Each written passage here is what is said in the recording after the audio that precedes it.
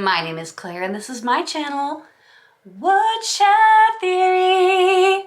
Here, I make content about what it is like to live as an adult on the autism spectrum and whatever else feels good to me. So if that sounds good to you, or if you're feeling particularly gracious today, and I hope that you are, please go ahead and click the subscribe button, ring the bell.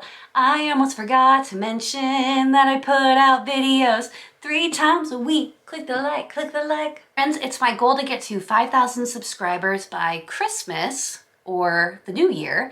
So if you could help me out by clicking the subscribe button or getting your grandma to click the subscribe button, uncles, nieces, nephews, I would really, really, really appreciate it. I love our community. Today's video is a little bit selfish because I struggle with depression as somebody who is on the autism spectrum, and I know that many of you out in our community do as well. It really is a very common comorbidity, especially if you are a late diagnosed autistic person that didn't know that you were on the spectrum for a majority of your life. Dealing with that weight of knowing something is off and not knowing what it is results in depression for a lot of us. I've been feeling under the weather lately. I've been sick for over 2 weeks now and I'm just recovering. I know that I've been struggling with my depression and I have been lethargic. I'm having trouble keeping sight of my goals and just feeling a little stuck and a little bit empty. So I thought I would go through, for my benefit as well, 5 things that you could keep in mind if you are working through your depression as somebody on the autism spectrum.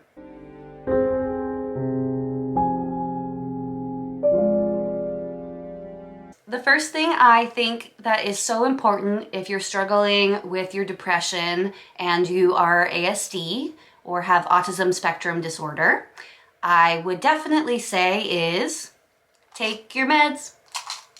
This is the cute little pill case that I made to hold my antidepressants. So I did make a video on it. If you're interested, I will link it right here. So medication and autism spectrum disorder don't necessarily go hand in hand. However, many people who are ASD take medication for their comorbidities. For me, I take my medication to help me with my obsessive compulsive disorder and to help with my depression. I can't tell you how much it takes the edge off. That being said, I forget to take my medicine all too often.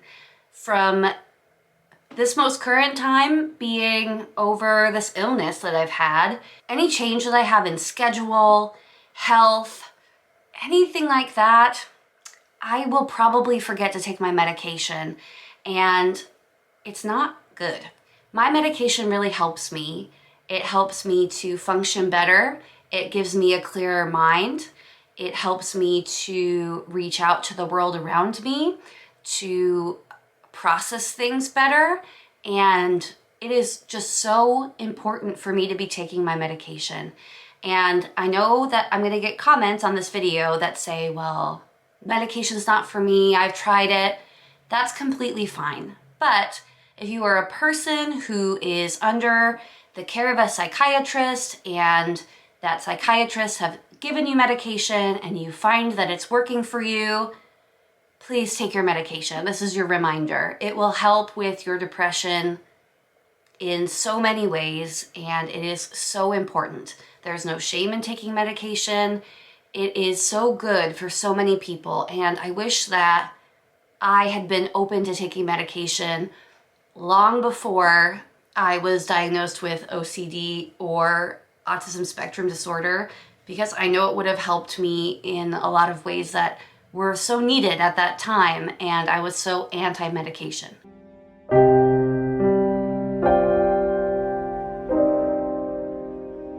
The second thing that I recommend if you're struggling with your depression as an ASD person is reaching out and not forgetting your family and friends. I know many people who are on the autism spectrum don't consider themselves to have a lot of friends, or maybe you're new to the idea of friends if you're late diagnosed like me, and you're learning how to make friends and keeping up with relationships is really difficult. I know that personally, when I go through any hard times with my depression, or I'm ill, or I get a little busy, or any small change in my schedule, and I completely forget that I have a network of friends that I can reach out to and should reach out to. I thoroughly believe that we aren't meant to handle our issues on our own. Just because I believe that doesn't mean that I ascribe to it all the time, and this is a video reminder for me as well. When I'm not doing well, I should be reaching out to my friends, and maybe you're gonna tell me, well, I don't have any friends in person, I just have some on the internet. I only have family members who I'm close with. If you have a person, make sure that you're reaching out to them and letting them know how you're doing. It might be hard to share your feelings, but sometimes I reach out to my friends and I just let them know that I'm not doing well. And that's all I can describe it as, and that's all I can say. But then they start reaching out to me to make sure I'm okay and make sure that they know that I'm supported in any way that I need. Don't forget to reach out to your friends. They're there for you, and it's vice versa, right? So if you're reaching out to them, they're reaching out to you. That's what friendship is.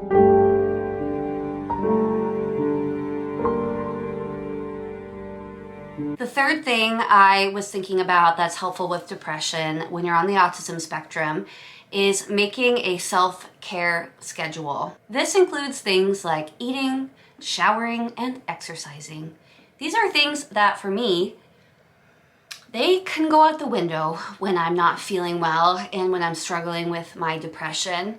Especially showering. I don't view myself as a dirty person, and I definitely shower every few days, but there'll be a few days where it'll go by and I'm like, oh, I have not washed my hair. I have not showered in several days, or I skipped a meal, or I have not left the house in days. I have not walked anywhere in days.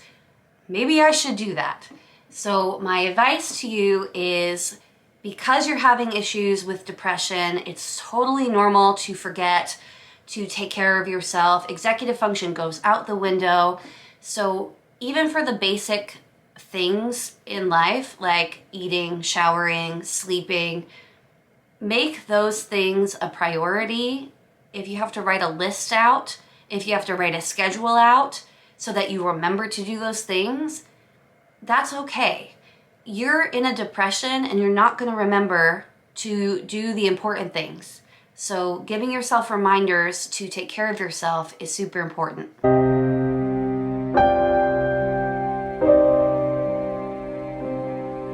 4.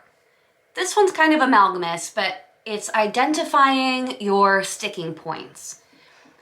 When I'm going into a depression, or when I feel like I'm getting stuck, there's usually a few things that have gotten me there. I am ASD, and to me, the process and the method, the perfectionism, I get caught up in all of that. So for example, I have a video that I filmed for Halloween, and it's filmed and not edited yet. And it's really been a sticking point for me. I feel like I can't move forward because I haven't finished that video yet. And if I finish that video, then maybe I will feel a lot better and feel like I can do more things. Now, I've still had to move on in my life. There's other things going on, but I can feel that pulling me back. And I think it's so important to identify these little things in our lives. It could be anything for you. Just forgetting to do something that was important to you, or I can't do A until B. Identifying those sticking moments and being able to lay out time for yourselves to accomplish those things is so important.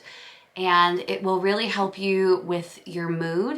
I tend to go into a spiral with my depressive state, if I feel stuck with something and I'm putting it out there. I have a video that needs to get finished, and I'm hoping that once that video gets finished, I will feel reinvigorated because I'm not thinking about it all the time. Now when I think about it, I'm just like, oh, because I want to get it done so badly and I put a lot of work into it, and I just feel stuck with it because I've left it for so long. So identifying the things that you are stuck on so that you can work on getting unstuck is so helpful when trying to work through your depression.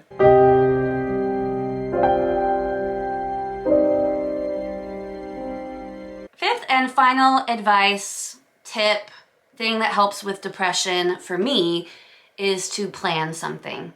It is so important to have things to look forward to in life, and it could be something little like planning out lunch with a friend in the future. It could be a vacation that you wanted to take. It could be a meal you want to have. But having big and little things planned out in advance of things that you're looking forward to is so important when you're going through a depression, because it's so easy, as I was saying before, to get stuck inside of yourself, especially as somebody who's on the spectrum. You can just freeze up. So make those plans for yourself. They can be including your special interest. They could be something a family member likes to do. But just make sure it's something that you're not going to dread doing, but it's something that you're looking forward to. So if you like going to Comic-Con, or you have a book on pre-order and you can't wait for it to come out, have something that you're looking forward to. That really, really helps when you're struggling to get through life as an ASD person who struggles with depression. So those were 5 tips that I have for dealing with depression when you're on the autism spectrum. Do you have other tips that you use that seem to help you? Please share them in the comments. I know that so many people find our comment section helpful and love the community that we have here. These are just some things that help me, and as I mentioned, I needed a reminder for myself. So that's everything I have for you today. I hope you have a wonderful day, and I will talk to you next time. Bye!